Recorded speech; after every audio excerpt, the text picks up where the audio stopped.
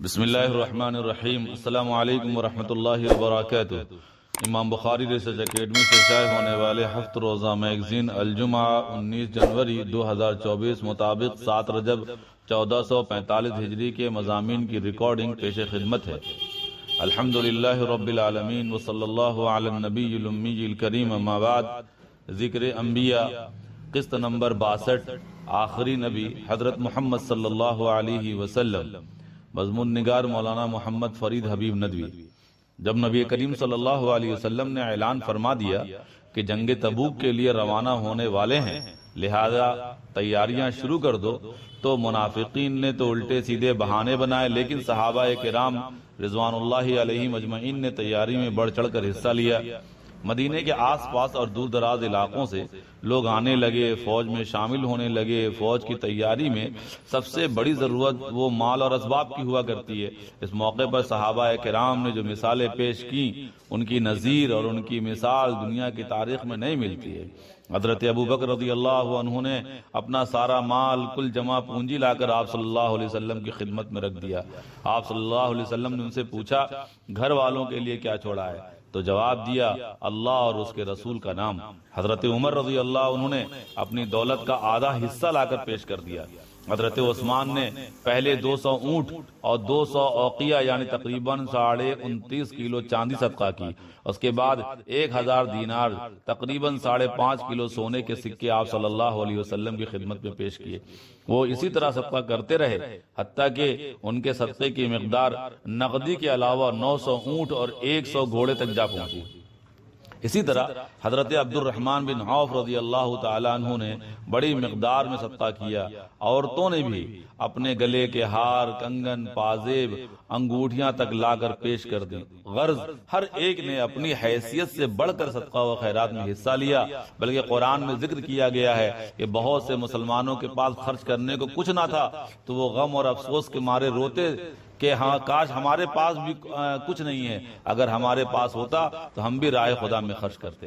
ایک طرف سچے مسلمانوں کا یہ حال تھا تو دوسری طرف منافقین جنگ میں جانے سے بچنے کے لیے بہانے تلاش رہے تھے، صدقہ و خیرات سے کترا رہے تھے، بلکہ جو غریب مسلمان تھوڑا صدقہ لے کر آتے، یہ منافقین ان کا مذاق اڑاتے اور اس طرح کے جملے کستے کہ یہ 1-2 کلو کھجوروں سے قیصر کی مملکت فتح کرنے چلے ہیں۔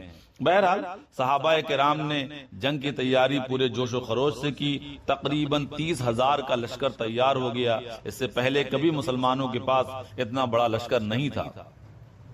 چونکہ لشکر بڑا تھا اس لیے اونٹ اور سواریاں بہت کم پڑ گئیں۔ 18 آدمیوں پر ایک اونٹ تھا جس پر یہ لوگ باری باری سوار ہوتے تھے۔ اسی طرح کھانے کے لیے بسا اوقات درختوں کے پتے تک استعمال کرنے پڑتے تھے۔ اس طرح کی بہت سی تکلیفیں اور مصیبتیں تھیں، اسی وجہ سے اس کا نام جیش اسرت یعنی تنگی کا لشکر پڑ گیا۔ سلسلہ جاری۔ درس عبرت، ایک بد نصیب بوڑھا۔ انسانی زندگی پر دعا اور بد دعا کے اثرات کے تناظر میں ایک عبرت انگیز واقعہ۔ مولانا محمد خالد ضیاء صدیقی ندوی۔ اس میں کوئی شک نہیں کہ انسان کی زندگی پر کسی کی دعا یا بد دعا کے گہرے اثرات مرتب ہوتے ہیں۔ دعا یا بد دعا انتہائی طاقتور چیز ہے۔ جب یہ دل سے نکلتی ہے تو اپنا اثر رکھتی ہے۔ اگر کسی نے کسی کے لیے دل سے خیر کی دعا کر دی تو اس کی زندگی سنور جاتی ہے، اور اگر خدا نخواستہ کسی نے کسی کے لیے بد دعا کر دی تو اس کی زندگی تباہ ہو جاتی ہے۔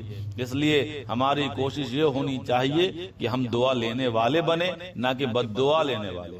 ماں باپ، بزرگان دین، اساتذہ کی دعا یا بد دعا میں بڑی تاثیر ہوا کرتی ہے۔ اگر ان کی دعائیں ترقیات پر لے جاتی ہیں تو ان کی بد دعائیں تباہی تک لے جا سکتی ہیں۔ اس دور میں علماء طبقے میں مساجد کے ائمہ سب سے زیادہ مظلوم ہیں۔ ان کا دل مقتدیوں کی جلی کٹی باتوں سے ہمہ وقت زخمی رہتا ہے، اس لیے ان کی بد دعا لینے سے ہم سب کو بچنا چاہیے۔ اس سلسلے میں دور صحابہ کا ایک واقعہ پیش خدمت ہے کہ حضرت سعد بن ابی وقاص رضی اللہ تعالی عنہ مشہور صحابی ہیں۔ اسلام کے سلسلے میں ان کی بڑی خدمات اور قربانیاں ہیں۔ حضرت عمر فاروق رضی اللہ تعالی عنہ کے دور میں وہ کوفہ کے گورنر بنائے گئے۔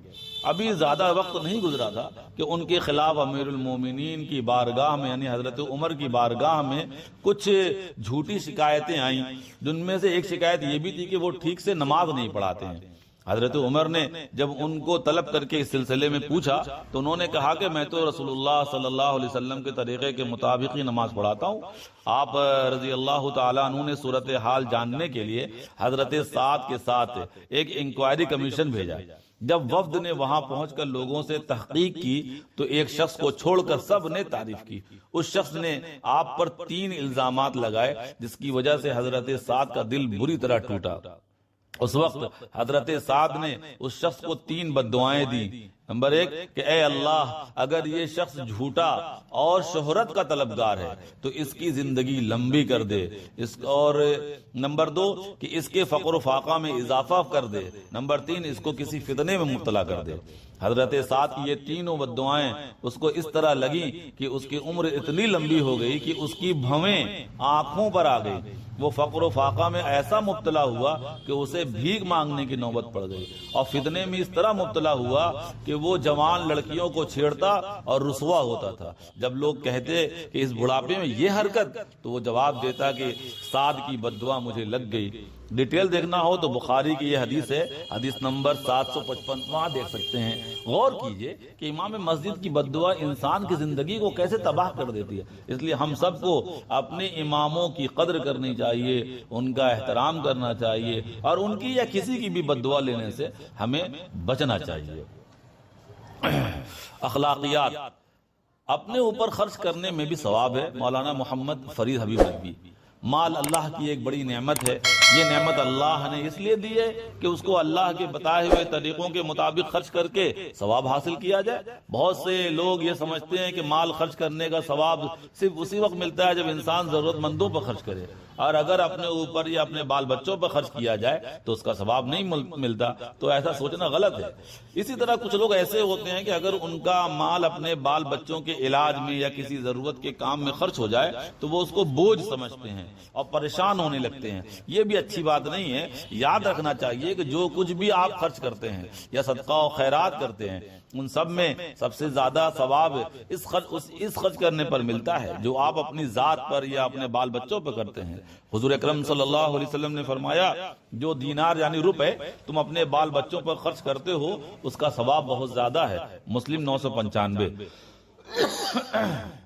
یہی نہیں بلکہ حدیثوں سے یہ بھی معلوم ہوتا ہے کہ اپنی ذات، اپنے مال، بال بچوں پر خرچ کرنے کا اتنا ہی ثواب ہے جتنا صدقہ و خیرات کرنے کا ثواب ہوتا ہے۔ نبی کریم صلی اللہ علیہ وسلم نے فرمایا، جب آدمی اپنے گھر والوں پر ثواب کی نیت سے خرچ کرتا ہے تو یہ خرچ کرنا اس کے لیے صدقہ بن جاتا ہے۔ بخاری 55۔ ایک حدیث میں ہے کہ پہلے اپنے اوپر خرچ کر کے ثواب حاصل کرو۔ مسلم 997۔ اس لیے اپنی ذات پر خرچ کر کے ثواب حاصل کیجئے۔ آپ اپنی بیماری، بال بچوں کے علاج میں خرچ ہونے والے پیسوں سے اور خرچوں سے پریشان نہ ہوئیے، بلکہ یہ سمجھیے کہ اس پر بھی ہم کو ثواب مل رہا ہے۔ مسائل، عورتوں کے لیے نماز کا ایک اہم مسئلہ۔ ابو طلحہ بنارسی نظوی، اگر کوئی عورت اس طرح نماز پڑھتی ہے کہ اس کے ہاتھوں کے گٹے یا کوہنیاں دکھائی دیتی ہیں تو اس کی نماز درست نہ ہوگی۔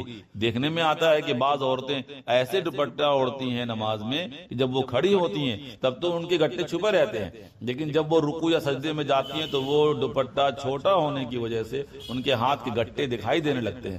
یاد رہے، اگر 3 مرتبہ سبحان اللہ کہنے کے بقدر دوپٹے سے باہر دکھنے والا حصہ کھلا رہ گیا تو نماز نہیں ہوگی۔ اس لیے عورتوں کو چاہیے کہ نماز کے لیے بڑے دوپٹے کا استعمال کریں جو اتنا موٹا بھی ہو کہ اس میں باہر سے اندر کا بدن دکھائی نہ دے۔ والسلام علیکم ورحمۃ اللہ وبرکاتہ۔